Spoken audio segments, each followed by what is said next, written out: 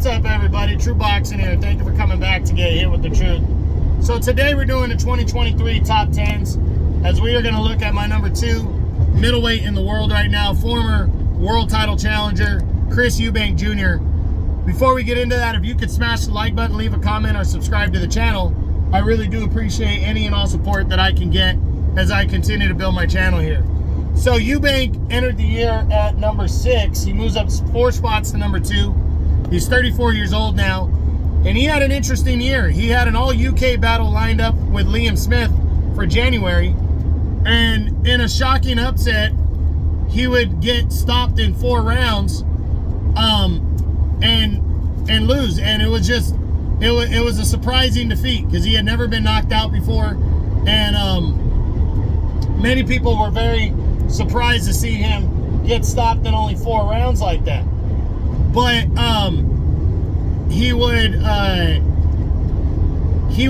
activate the rematch clause in the contract with Smith, and in September the two would do it again. And this time, Chris Eubank looked sharp. He boxed well, and selective punching, and broke down Liam Smith en route to a 10th round TKO victory as he extracted his revenge and really put himself right back at the top of the division.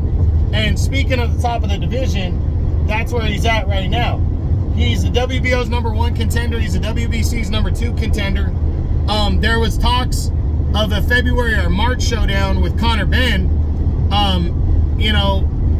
but that fight fell through. And then Eubank came out and said that his manager was trying to give him a soft touch opponent, and he said he was interested in Janibek Alamanhalai for the unified middleweight title.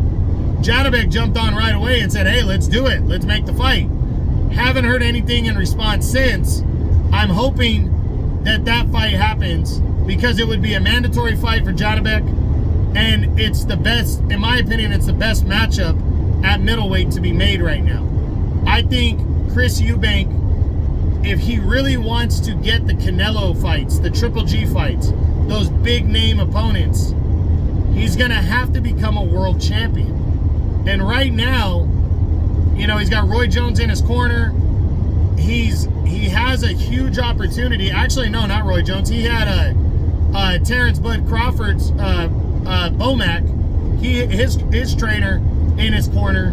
And I think that really was significant in helping him win against Liam Smith in a rematch. And I think that could be beneficial against a guy like Janibek. But Eubank needs to go after a fight like that and become the unified middleweight champ, become the number 1 guy in the division. He does that, and it makes him 10 times more attractive to guys at 168. And remember, Eubank has fought and been very successful at 168. So Chris Eubank, all he has to do is take that risk and go after the world title.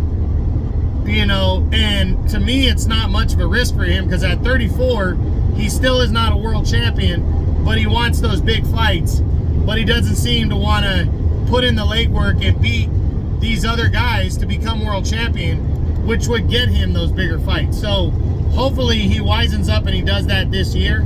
I'm really hoping big that Eubank fights Janibek for the unified title, but we'll see what happens. But that's it. That's what I got. That's my 2023 top 10 on my number 2 middleweight in the world right now. Oh, and I do believe Chris Eubank stays in the top 10 and stays in the top 5 by the end of the year. And I think he has a very good chance at the number 1 spot. But that's it.